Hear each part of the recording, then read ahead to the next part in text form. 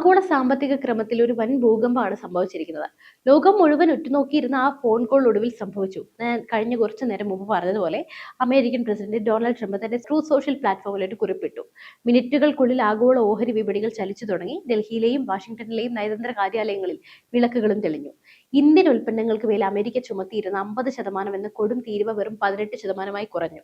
പകരമായി പതിറ്റാണ്ടുകളായി ഇന്ത്യ കാത്തു സൂക്ഷിച്ച പല നിലപാടുകളിലും മോദി സർക്കാർ മാറ്റം വരുത്തുന്നു. റഷ്യയുമായുള്ള എണ്ണ ഇടപാടുകൾ ഇന്ത്യ നിർത്തുമോ? വെനസ്വേലയിലേക്ക് ഇന്ത്യ തിരിയുകയാണോ? 50,000 കോടി ഡോളറിന്റെ ഈ മെഗാ ഡീൽ ഇന്ത്യയുടെ തലവര മാറ്റുമോ എന്ന ചോദ്യത്തിനെല്ലാം ഒരേ ഉത്തരം: ഇന്ത്യ സ്വയം താല്പര്യങ്ങൾക്കാണ് മുൻഗണന കൊടുക്കുന്നത്. പ്രധാനമന്ത്രി ട്രംപിന് മുന്നിൽ കീഴടങ്ങി എന്ന് കോൺഗ്രസ് ആരോപിക്കുമ്പോൾ ഇതൊരു ഹിമാലയൻ നയതന്ത്ര വിജയമാണെന്ന് BJP അവകാശപ്പെടുന്നു. എന്താണ് ഈ വിഷയത്തിലെ സത്യം? എന്തൊക്കെയാണ് സംഭവിച്ചത്? 140 കോടി ജനങ്ങളെ ബാധിക്കുന്ന ഈ ചരിത്രപരമായ കരാറിന്റെ ഓരോ വശവും, അതായത് ആ കരാറിനെ കുറിച്ചാണ് നമ്മൾ ഇന്ന് മനസ്സിലാക്കാൻ പോകുന്നത്. എന്തായാലും എല്ലാം ഇഴകീറി പരിശോധിക്കാം. ആരും സ്കിപ്പ് ചെയ്യരുത്. കാരണം ഇത് നമ്മുടെ കീശയെയും നമ്മുടെ രാജ്യത്തിന്റെ ഭാവിയെയും ബാധിക്കുന്ന കാര്യമാണ്. നമുക്ക് കുറച്ച് മാസങ്ങൾ പുറകോട്ട് പോകാം. ഡൊണാൾഡ് ട്രംപ് അധികാരമേറ്റതു മുതൽ അമേരിക്ക ഫസ്റ്റ് എന്ന നയമാണ് നടപ്പിലാക്കി വരുന്നത്. ഇതിന്റെ ഭാഗമായി ഇന്ത്യക്ക് മേൽ കടുത്ത നിയന്ത്രണങ്ങളാണ് ഏർപ്പെടുത്തിയത്. എന്തായിരുന്നു ആ 50% ടാക്സ്? ട്രംപ് ഇന്ത്യയെ വിശേഷിപ്പിച്ചത് താരിഫ് കിങ് എന്നാണ്. അമേരിക്കൻ ഉൽപ്പന്നങ്ങൾക്ക് ഇന്ത്യ കൂടുതൽ ടാക്സ് ഈടാക്കുന്നു എന്നായിരുന്നു ട്രംപിന്റെ പരാതി. ഇതിന് പ്രതികാരമായി ഇന്ത്യയിൽ നിന്നുള്ള സ്റ്റീല്, അലുമിനിയം, IT സേവനങ്ങൾ എന്നിവയ്ക്കെല്ലാം 25% റെസിപ്രോക്കൽ ടാക്സ് അദ്ദേഹം ചുമത്തി. കൂടാതെ ഉക്രൈൻ യുദ്ധത്തിനിടയിലും റഷ്യയിൽ നിന്ന് കുറഞ്ഞ വിലയ്ക്ക് എണ്ണ വാങ്ങിയതിന് ശിക്ഷ എന്നോണം മറ്റൊരു 25% കൂടി ചേർത്തു. അങ്ങനെയാണ് ആകെ 50% എന്ന വൻമതിൽ ഉയർന്നു വന്നത്.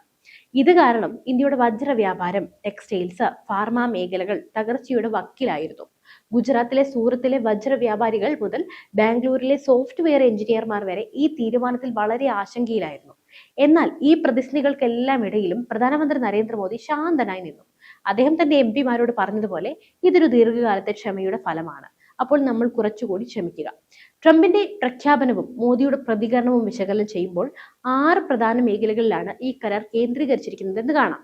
ഏറ്റവും പ്രധാനപ്പെട്ട നേട്ടം എന്ന് പറയുന്നത് തീരുവ 18% കുറച്ചതാണ്.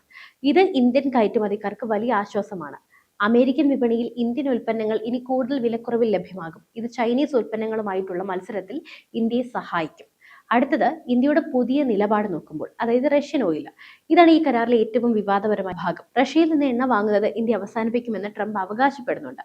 പകരം അമേരിക്കയിൽ നിന്നും വെനസ്വേലയിൽ നിന്നും ഇന്ത്യ എണ്ണ വാങ്ങും. ഇങ്ങനെയാണ് പറയുന്നത്. ഇത് റഷ്യക്ക് വലിയൊരു തിരിച്ചടിയാണെന്നും എല്ലാവരും കണക്ക് കൂട്ടുന്നു. എന്നാൽ ഇന്ത്യയുടെ ഊർജ്ജ സുരക്ഷ അപകടത്തിലാകുമോ? ഇല്ല. കാരണം ഇന്ത്യ എവിടെയും പറഞ്ഞിട്ടില്ല റഷ്യൻ എണ്ണ വാങ്ങൽ നിർത്തി എന്ന്. വെനസ്വേലയിലെ എണ്ണ ഖനനത്തിൽ ഇന്ത്യക്ക് കൂടുതൽ ഓഹരികൾ ലഭിക്കും. ഇതൊക്കെ വരും ദിവസങ്ങളിലാണ് നമ്മൾ മനസ്സിലാക്കാൻ പോകുന്നത്. അതുപോലെ അടുത്ത 5 വർഷത്തിനുള്ളിൽ ഇന്ത്യ അമേരിക്കയിൽ നിന്ന് 50,000 കോടി ഡോളർ മൂല്യമുള്ള ഉൽപ്പന്നങ്ങൾ വാങ്ങും. ഇതിൽ ആയുധങ്ങളുണ്ട്, വിമാനങ്ങളുണ്ട്, ടെക്നോളജിയുണ്ട്, ഗ്യാസ് എന്നിവയെല്ലാം ഉൾപ്പെടുന്നു. ഇത് അമേരിക്കൻ തൊഴിലാളികൾക്ക് ലക്ഷക്കണക്കിന് തൊഴിലവസരങ്ങൾ നൽകും.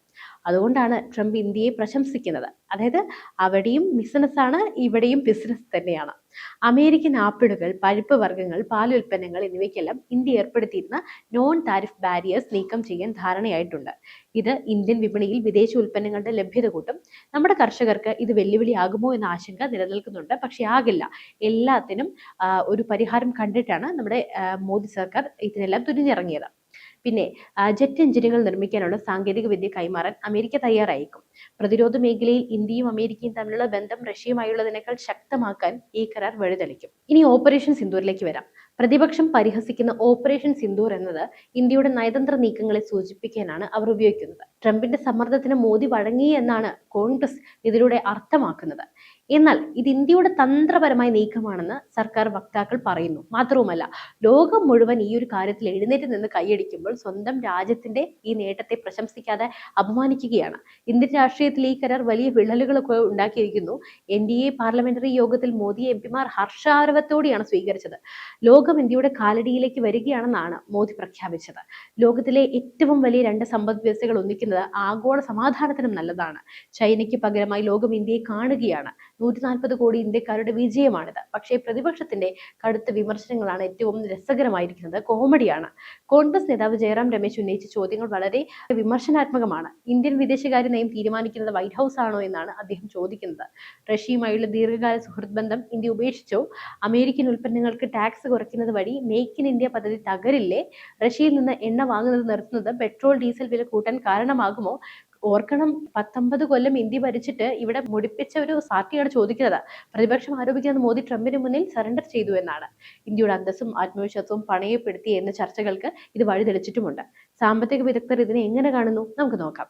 ഇന്ത്യയുടെ GDP വളർച്ചയിൽ ഈ കരാർ വലിയ പങ്ക് വഹിച്ചേക്കാം.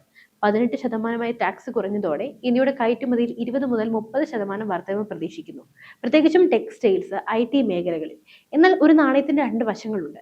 റഷ്യയിൽ നിന്നുള്ള ഡിസ്കൗണ്ട് ഓയിൽ നഷ്ടമാകുമെന്നത് ഇന്ത്യയുടെ വ്യാപാര കമ്മി വർദ്ധിപ്പിച്ചേക്കാം. വെനസ്വേലയിലെ എണ്ണ ശുദ്ധീകരിക്കാൻ ഇന്ത്യൻ റിഫൈനറികൾ സജ്ജവുമാണ്. അമേരിക്കൻ എണ്ണയുടെ വില എന്തായാലും റഷ്യൻ എണ്ണയേക്കാൾ കൂടുതലാണെങ്കിൽ ഇന്ത്യ വാങ്ങില്ല.